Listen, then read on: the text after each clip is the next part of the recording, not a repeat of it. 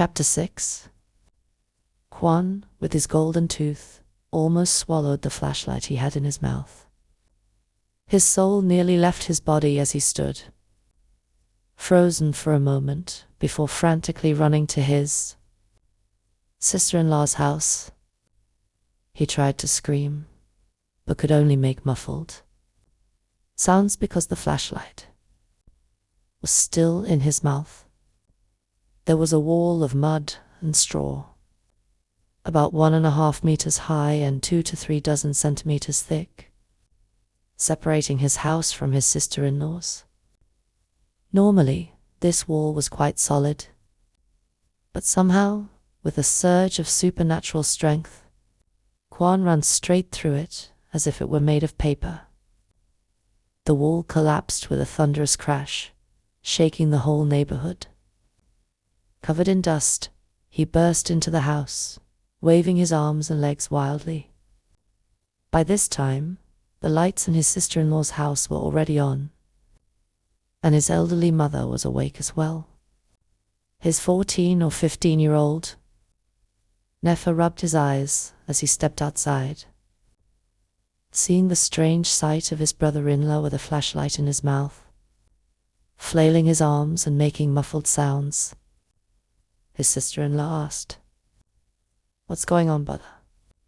His elderly mother, seeing her son acting as if possessed, asked in a raspy voice, "What's wrong, my child?" Quan, still unable to speak, continued his frantic gestures. By now, the neighbors, having heard the wall collapse and seen the light, were gathering as well. It took 2 or 3 young men to wrestle the flashlight out of Quan's mouth. Finally able to speak, he screamed and pointed wildly. Ahead, a human head. Murder. The whole family surrounded him, asking, "Where's the head?"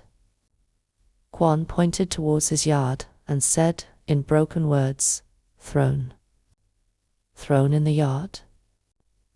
Thinking there might have been a murder, everyone grabbed flashlights and rushed to Quan's yard, with him trailing behind. "Where's the head?" People shouted as they flashed their lights all around the yard. Quan looked around but saw no head, just the wet sack lying where it had been. Pointing to the sack, he said, "There." In the sack. Immediately, someone grabbed the sack and turned it upside down. There was no human head, but what spilled out of the sack were dozens of large, black leeches, wriggling all over the ground. The women shrieked, and even the men jumped back in shock. Where did all these leeches come from? Someone asked. The leeches, now free from the sack, slithered across the yard. Quan stood there, wide-eyed and speechless, as the neighbors, irritated, began to scold him. "You fools. Getting drunk at night and then catching leeches to scare each other. And this guy must have been seeing things, mistaking a sack of leeches for a human head." With that, the neighbors began to disperse.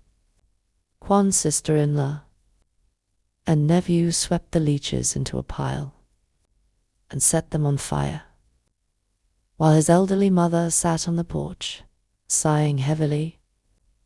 Quan, who had been so bold earlier that evening, now cowered behind his mother. His hair stood on end, and when his mother and sister-in-law returned to their own house, he quickly followed, not daring to stay alone. As they passed the collapsed wall, a faint, eerie voice whispered in his ear, "Take me to BC Kuan, Quan." He shuddered and bolted into his sister-in-law's house, throwing himself onto the bed and covering himself with a blanket, groaning, "I'm done for. Sister, mother, I'm done for." Quan continued to whimper, ignoring his mother's and sister-in-law's frantic questions. What happened? Who died, my son? What's wrong with you, Quan? They kept asking, but he only shook his head, tears streaming down his face. His sister-in-law rubbed oil on his temples, while his mother lit incense, crying out, "Oh, oh, come see your son. He's neither here nor there, neither sane nor mad. Oh, oh, my firstborn, come see your brother," she wailed as she prayed and cried, while Quan's sister-in-law knelt at the altar, praying desperately. By now, the sky was beginning to lighten, and roosters were crowing all over the village. Quan's sister-in-law said, "Mother, stop crying now. He's just drunk. You should lie down for a bit, and I'll go make some rice porridge for him to eat." She stepped out into the yard to go to the kitchen and start the fire. As she neared the kitchen door, she suddenly turned and ran back inside, slamming the door behind her, gasping, "Mother, there's a ghost in the yard." Quan's mother, alarmed, asked, "Where's the ghost?" His sister-in-law, tongue-tied, stammered, "I was near the kitchen, by the betel nut tree, and I saw a white figure. It slid down. It grabbed me. It was so cold." His mother, now even more frightened, asked, "Where did it go?" His sister-in-law, voice trembling, said, "It flew. It flew to the water tank, Mother. So fast. And now it's sitting on the roof of Quan's house." Quan, overhearing this, fainted right there on the bed. "Oh, oh, come save your son." His mother cried, wailing and praying non-stop, while Quan's sister-in-law knelt at the altar, praying fervently. Just then, there was a commotion outside. "Mrs., are you awake?" Mrs. Someone lifted the woven gate and hurried towards the house, knocking quickly.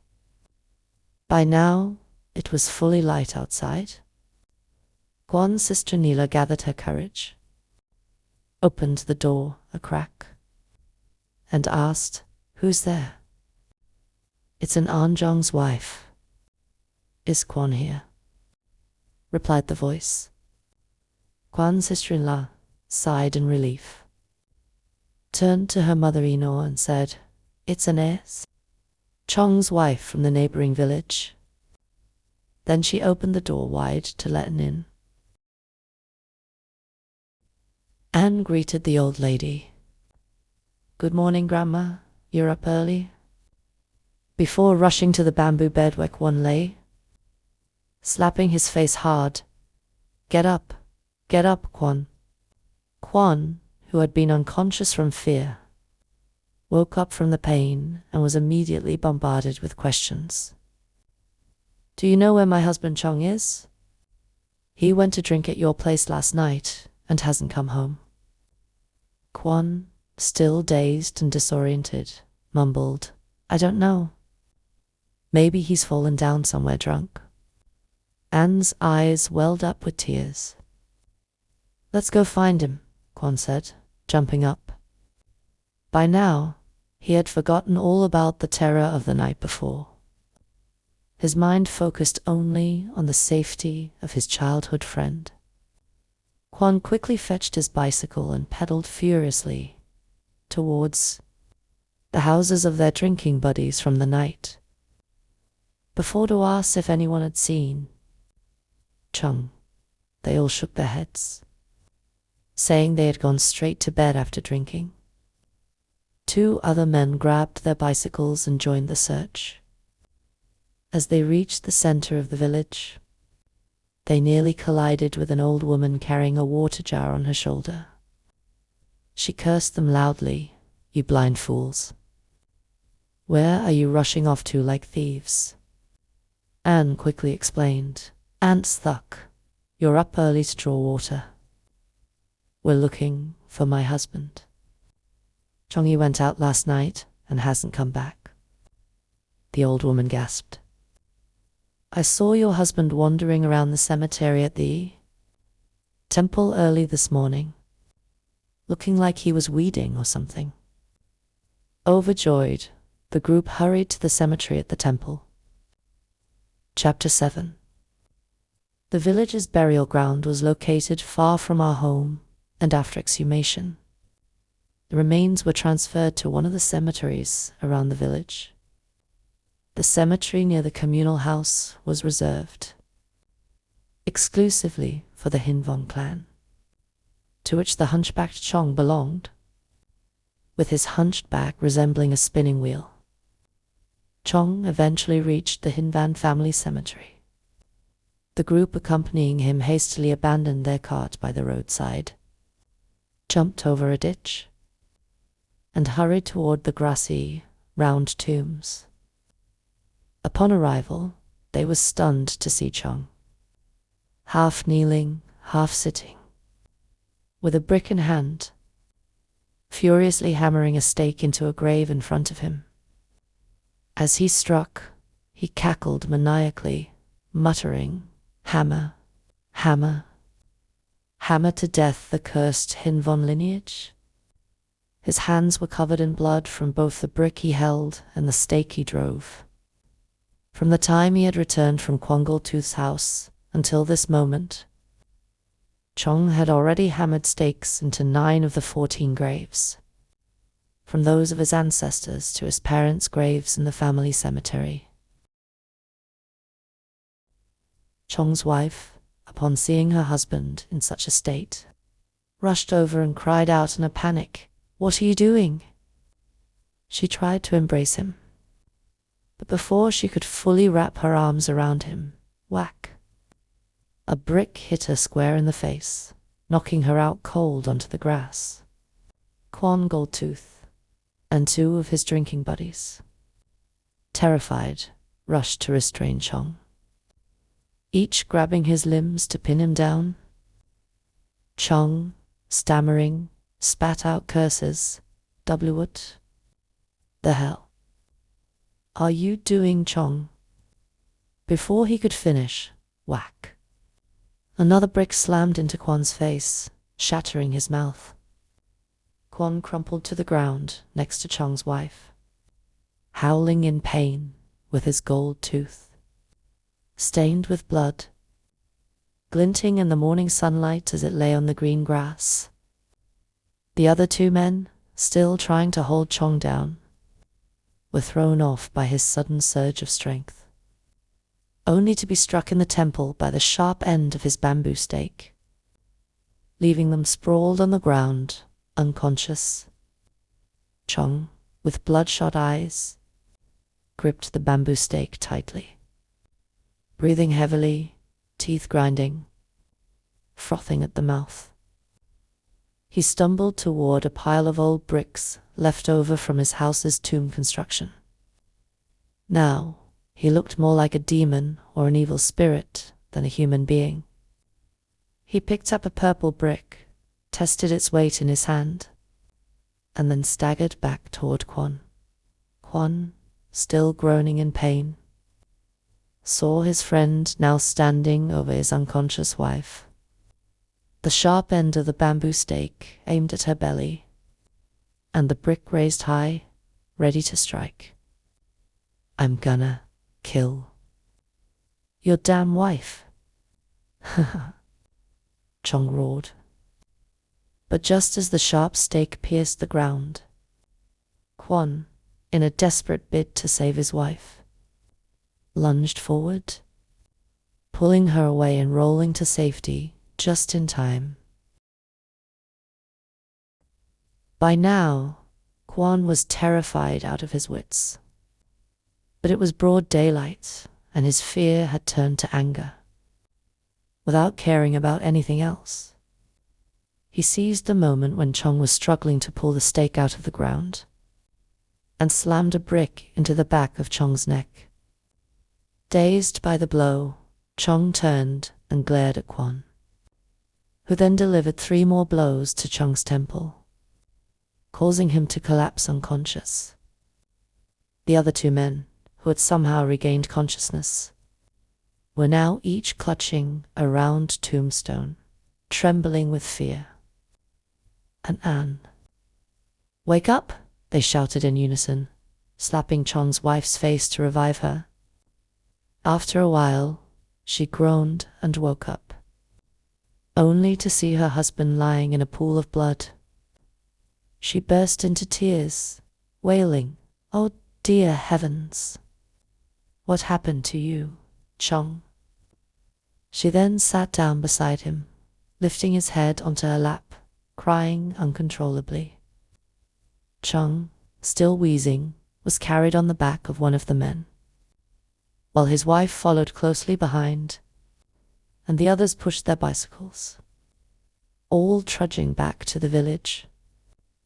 As they passed the fields, villagers, seeing their bloodied figures, assumed they had been fighting and cursed them. "You bunch of idiots, instead of working or eating, you go around fighting at the crack of dawn." The group brought Chong home, laid him carefully on the bed, cleaned and bandaged his wounds, and urged his wife to cook some porridge for him to eat when he woke up, knowing he must be exhausted after the night's ordeal. They exchanged nervous glances and quietly dispersed, each one having a vague idea of the sinister events that had transpired. Quan Goldtooth pedaled his bicycle home, steering with one hand while holding a cloth to his swollen mouth with the other. As he rode, his heart pounded, replaying the morning's events in his mind. When he reached his lane, he saw women and children gathered in groups, whispering about headless bodies, water buffalo leeches, and even ghosts climbing betel nut trees. As soon as they saw him, they called out, "Quan, Quan," but he ignored them, riding straight to his house, where he collapsed onto his bed, exhausted. After a night of terror and a morning of fighting with Chong, he fell into a deep sleep almost immediately. His elderly mother and sister-in-law occasionally checked on him, worried by his swollen mouth, but they let him sleep, figuring he needed the rest. When he finally woke up, it was already dusk, probably around 6 p.m. Rubbing his eyes, he stretched and got out of bed, noticing that his mother or sister-in-law had already lit the lamps, casting a dim yellow glow throughout the house. Suddenly, he remembered Chung, who had taken several blows to the head that morning, unsure of his friend's condition. He grabbed a flashlight and set out on his bicycle again. His sister-in-law called after him, "Eat dinner before you go anywhere." But he just called back, "I'll just check on Chong. I'll be back soon." However, what soon meant to most people was not the same for Quan. He didn't return for nearly 3 days, until a woman, while gathering duckweed in the morning, stumbled upon his hair tangled with roots, floating in a fish pond near Hamlet, not far from Chong's family cemetery. The woman nearly fainted but managed to scramble to the bank and scream in terror. Villagers rushed to the scene, and some brave men waded into the water to retrieve Quan's bloated corpse, laying him face up on a mat. Quan's wife, who had been staying at her parents' house in the neighboring commune to rest during her pregnancy, rushed back upon hearing the news. When Quan's mother and wife arrived at the scene and began wailing in grief, the bloated, pale, twisted body suddenly vomited blood, spitting out a handful of buffalo leeches that wriggled grotesquely on the mat. When they brought him home to prepare for burial, His family found that his right hand was still tightly clutching his gold tooth. Rumor had it that on the night he disappeared, someone saw Kwon walking his bicycle alongside an elderly woman, possibly of Man or Vania ethnicity, dressed in colorful, fringed clothing and carrying 2 square wicker baskets on her shoulders, heading toward Hamlet. Occasionally, women from the highlands would come down to our village to sell herbal medicines, and this person thought Kwon was guiding the herbalist to Chong's house to treat his injuries. But when asked, Chong's wife confirmed that no healer or friend had visited that night. In one night, Chong had managed to drive stakes into 10 graves, with the grave of Miss H. Jing being his first masterpiece. The remaining 9 were the graves of his ancestors, all the way up to his parents. The next morning, he fought valiantly, taking on several men by himself, even striking his wife with a brick, leaving her with a nasty wound. But in the end, a lone tiger cannot withstand a pack of wolves. He was outnumbered and eventually fell to for bricks. Chung lay unconscious for several days, and when he finally woke up, he found his head bandaged, his wife's face covered in plasters, and groggily asked, "What happened to you? What happened?" "Get up quickly and go pay respects to Kwon," his wife snapped. Chung struggled to sit up, still dazed and confused. The couple went to offer their condolences to Kwon's family, looking miserable and haggard as they sat at the funeral. Amid the mournful sounds of drums and the family's tearful cries, Chong kept hearing people mention Miss H. Jing over and over again. Still groggy from the bricks to his head, he couldn't make sense of it, and soon had to be helped home by his wife. As they reached Kwon's buffalo shed at the entrance of the alley, Chong suddenly froze as a strange, rumbling noise echoed within him, growing louder and louder until it swallowed him whole. His wife, who had been supporting him, was startled as he shook her off and charged toward the buffalo shed, sticking his head inside and growling. The bull inside the shed snorted and tried to break free, wanting to crush him. Fortunately, Chapter 8. About 10 days later, Chung the hunchback fully recovered. By this time, rumors had spread throughout the village that Miss Etchjing had transformed into an old, linear woman who had lured and drowned Kwon Goldtooth. The group of drinking buddies, overcome with fear, had already revealed the entire story. The family of the uncle in my village quickly sent some young men to inspect Miss Huong's grave, where they found a bamboo stake driven right into the top of the grave, slightly off-centered toward the foot. The stake was immediately removed, and Miss Huong's family rushed to Chung's house to demand an explanation. The head of Chung's family and the village elders had to step in and apologize on behalf of the ill-mannered child, as they called him, to Miss Huong's family. While the two sides were discussing, Chung suddenly spoke up in a cold, indifferent tone. "It's no use. You can go back home. She's already been marked by Lord Yama." With that, he brushed off the conversation and staggered out of the door, leaving both families in shock. A few days later, Chong mysteriously disappeared. His wife, trembling, said he had gone away to work, but he never returned to the village.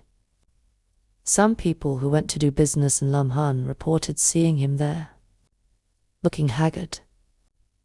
He had taken a second wife there, and a few years earlier he had been gored by a bull, which punctured his stomach and damaged his spine. He was rushed to the hospital in time to save his life. But while his stomach was stitched up, his spine was not, leaving him partially paralyzed. Chong's family spread the news that right after Miss Huong's family left, his uncle had convened a family meeting, during which Anne, Chong's wife, recounted all the eerie things he had done in the previous days. The Hin Vin clan sent people to the family cemetery to remove all 9 bamboo stakes, and then spent an entire day making offerings and sincerely apologizing at Miss Huong's shrine. But it seemed that wasn't enough. That evening, as Chong and his wife sat talking in the middle of the house, he expressed regret for his foolish and disrespectful actions that had nearly caused a conflict between the two families. His wife, with every word, berated and scolded him. As the tension grew, the dogs in the yard suddenly started barking wildly. Chong leaned out to see what was happening, and suddenly the oil lamp in the house went out, plunging the room into darkness. Both of them felt a cold, foul-smelling air wrapping around their bodies, rendering them unable to scream. A faint, eerie voice whispered in their ears, "Chung, it's me. I've brought Quan back to visit you. He's just arrived and misses his friends. Come down and join him so he won't be lonely." Laughter echoed outside, accompanied by the sound of clattering hooves or wooden shoes across the yard. Later, Chong's wife recounted that it felt as if they were frozen in place, unable to move as shadowy figures danced around them, brushing against them each time they passed, gradually making their bodies grow colder. Just as they thought they were about to be taken away, a loud ding-dang sound came from Chung's neck, and the circle of spirits suddenly loosened. Another ding-dang rang out, and the cold air rushed out the door. With a resentful voice hissing back inside, "Ah, so your family has a spirit-repelling bell. Well, you win this time. We'll retreat for now."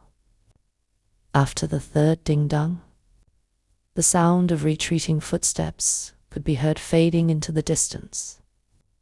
The couple remained paralyzed with fear for a long time, before they finally gathered the courage to bolt the door and huddle together under a blanket, trembling.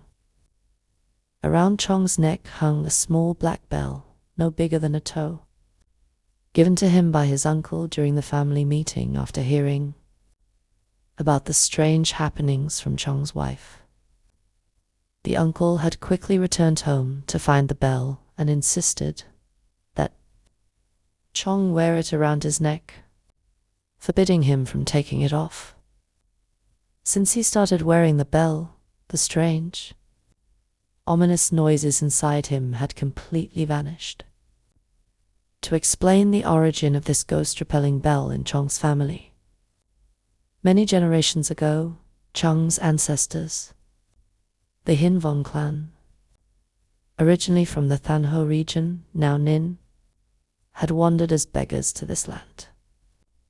Initially, they were poor and destitute, but they were inherently kind and honest, and fate smiled upon them when a renowned sorcerer from the Kin BC region, while traveling, took them in as disciples. From then on, Chong's ancestor devoted himself to serving the sorcerer. This sorcerer, known as a master of exorcism, lived near the temple of Saint Jesse CCC in TSN, specializing in expelling demons and saving souls. His magical powers were extraordinary, but he had no interest in fame or wealth, dedicating his life to helping others. He lived alone in a small shrine near the temple, with no wife or children. As he neared his 100th year, knowing his end was near, he called his disciple and said, "In my lifetime, I had only one true disciple. But he was a wanderer, living freely like a crane among the clouds. You have served me faithfully for many years, with devotion and sincerity. Unfortunately, you lack the aptitude, so I could not pass on my skills to you. I have no wealth to leave you, but I give you this ghost-repelling bell, which has been with me all my life. Wear it to protect yourself and keep it safe. One day, a worthy successor to my legacy will come to reclaim it." In those days, the region was filled with forests and haunted by spirits. So everyone sought some form of protection. The bell was passed down through Chong's family, who eventually settled in our village.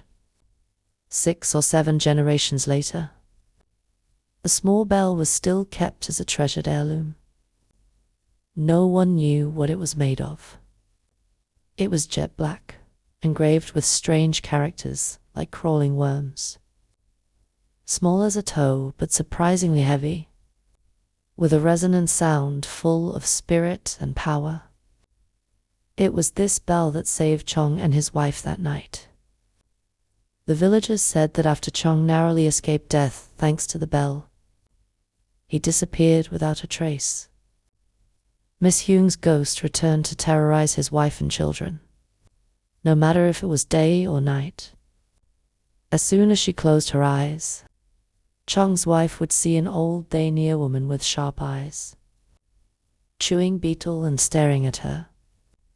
She became sleepless, her mind shattered, reduced to nothing but hollow, sunken eyes. Chong's son suddenly broke out in a rash, crying and scratching all day long. Even after taking him to the district hospital, he couldn't be cured. People said it was caused by ghosts, and although no one knew for sure, after the bell was placed around his neck, the rash disappeared within a day or 2. The household animals weren't spared either. One by one, their dogs, cats, pigs, and chickens were found dead, seemingly stranguled. Chong's uncle, the one who gave him the bell, suddenly went mad, climbing up on the altar, foaming at the mouth, cursing his children and grandchildren for provoking spirits, which had now come to torment us. The other drinking buddies from that night at Kwan's house didn't fare any better. One nearly died from appendicitis, and after surgery, would cry at night, claiming Miss H. Jing was calling him. Another, a peddler, was robbed of his cart and goods and beaten nearly to death, barely escaping with his life. Yet another was ploughing a field when the plough's teeth pierced his foot. All of these events occurred shortly after the night. They dared each other to hammer stakes into the graves. The entire village was terrified. No one dared step outside after 7 p.m. And by 11 a.m., the fields were deserted. Many people claimed to have seen Miss H. Jing leading a group of spirits flying over the treetops, and some were so frightened they became ill with fever. Chong's family and other affected families sent representatives to offer apologies and make offerings at Miss Huong's grave, crying and begging for forgiveness. Afterward, they went to the uncle's house in the middle of the village, pleading with Miss Huong's family to bring a powerful sorcerer to exorcise the spirits, fearing that if she didn't forgive them, they would have no choice but to leave the village. After much discussion, they decided to invite Master T to perform the exorcism for misaging. Master T, also known as Thai T, was a renowned sorcerer not only in our region, but also in several neighboring provinces. He passed away in 2004 at over 100 years old. My grandfather didn't invite this master initially, instead choosing to bring another from Bessie Zhang, which ended in failure, not because he was unaware of Master Tu's reputation, but because his younger brother, who was a judge, had once sentenced Master T to several months in prison for promoting superstitions. Therefore, my grandfather was hesitant to approach him. But as the situation grew increasingly dire, with the entire village in a state of panic and unrest, and with our family being blamed, my grandfather resolved to put aside his reservations. He instructed my youngest uncle to take him by bicycle to Master Tu's house, following the advice of the other sorcerer by the CSU River. Only Master T can help with this case. Chapter 9. On the same morning that my uncle pedaled to take my grandfather to invite Master T to exorcise Miss Huong's spirit, something happened within the Hin Von clan of Chong the Hunchback. Chong's uncle had been acting erratically, showing signs of madness that wouldn't subside. So his elder son decided to visit Chong to borrow the bell to exorcise the spirit from his father. This uncle was a carpenter by trade, and his wife had passed away long ago. He was in his 50s at the time, living with his eldest son's family. When the son went to Chong's house, he didn't find an or her child. Upon asking, he learned that they had been taken back to her family's home the previous evening. Without wasting any time, he borrowed a bicycle and rode to the neighboring village to retrieve the bell. Around 9 a.m., he returned home to find the house eerily quiet.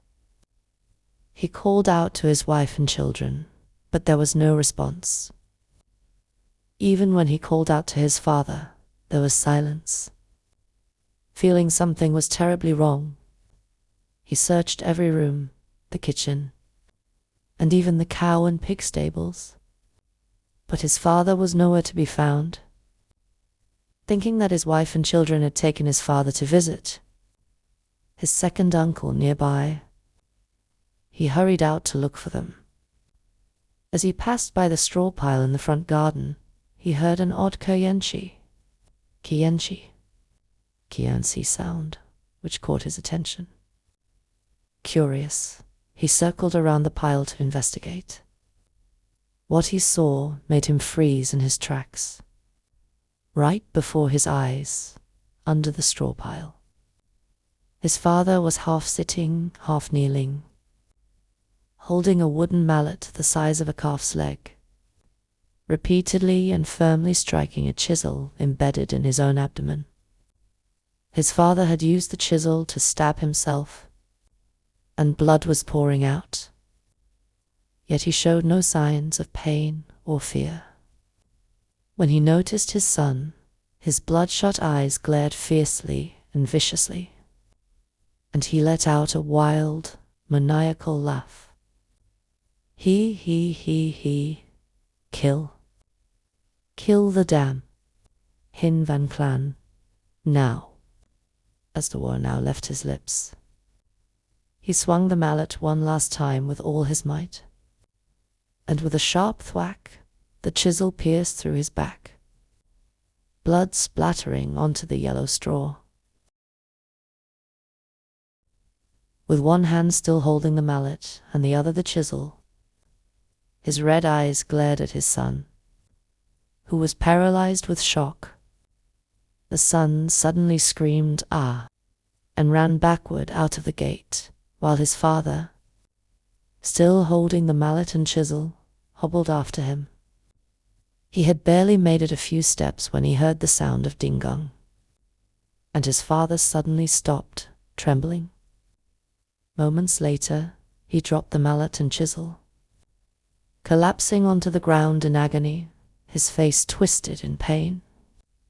Neighbors, hearing the son's frantic cries, rushed over, only to be horrified by the scene. The son, still holding the bell, wept bitterly as he returned to his father's side, crying out, "Father, oh, Father, Father," as he knelt beside him, wailing in despair. My grandfather recounted that when he arrived at Master Tu's house that morning, it seemed that the master had already anticipated the arrival of someone seeking help for a serious and dangerous matter. As soon as they reached the gate, Master Tu's family was already waiting to escort them inside. My grandfather and my youngest uncle hurriedly followed, noticing piles of old incense burners lining both sides of the path. Master Tu's house was simple and unassuming, just an old, 5-room tiled house with a somewhat weathered appearance. The 3 main rooms, along with 2 smaller side rooms and an adjacent wing, made up the house. The main rooms, apart from a meticulously arranged altar, contained nothing special, just an old wooden sofa set and a time-worn table. As soon as Master Tu's family led my grandfather and uncle inside, before they even had a chance to sit down, a hoarse and weary voice called out from the inner room, "There it goes, taking another one. That wicked demon. Where did such a malevolent spirit come from to wreak havoc here?" Then a tall, thin, elderly man with his hair in a topknot and a sparse, graying beard, looking fatigued, slowly stepped over the wooden threshold and walked out. As Master Tu's family and my uncle rushed to help him, he waved them off, signaling that he was fine. Seeing him emerge, my grandfather quickly stood up and asked, "Are you well, sir?"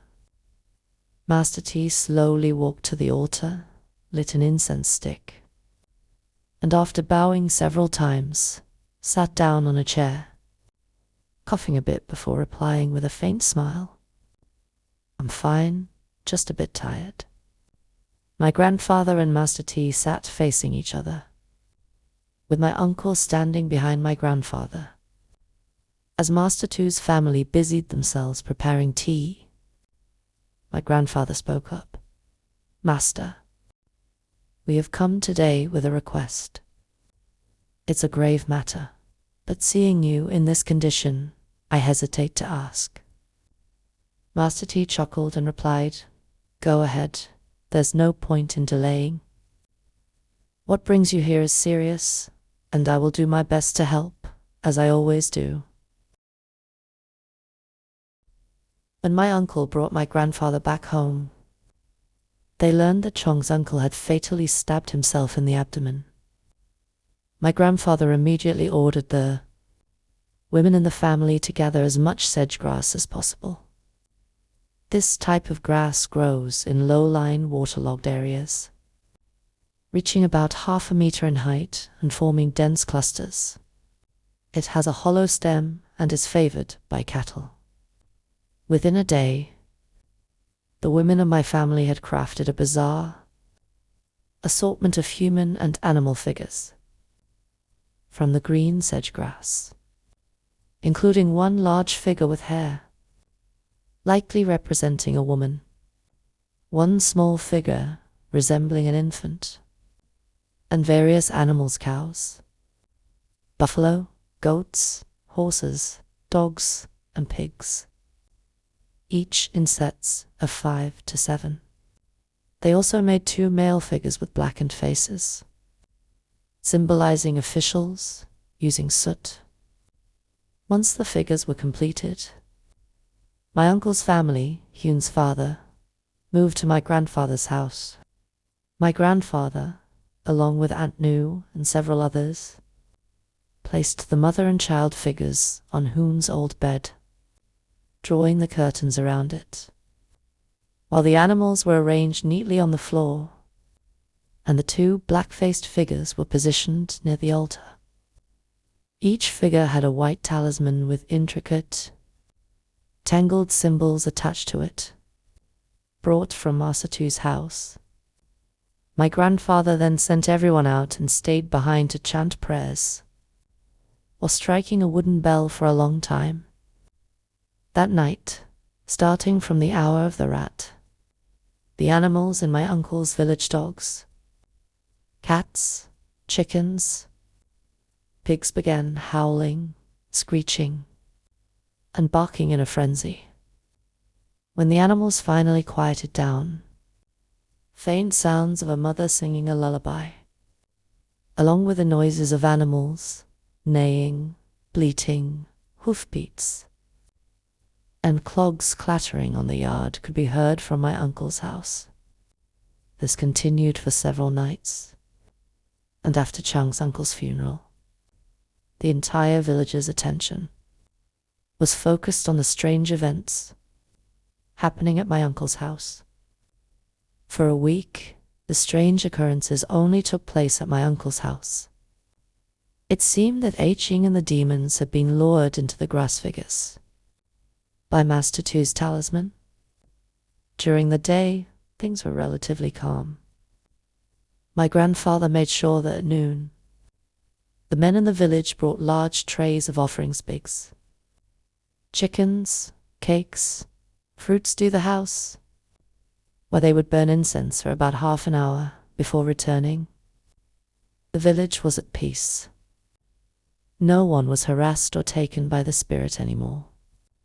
However, people still whispered in fear about the bizarre happenings at Huong's father's house. 7 days passed slowly with everyone, especially those in my uncle's village, anxiously waiting for what was to come. The feeling of living among vengeful spirits and demons was heavy and terrifying.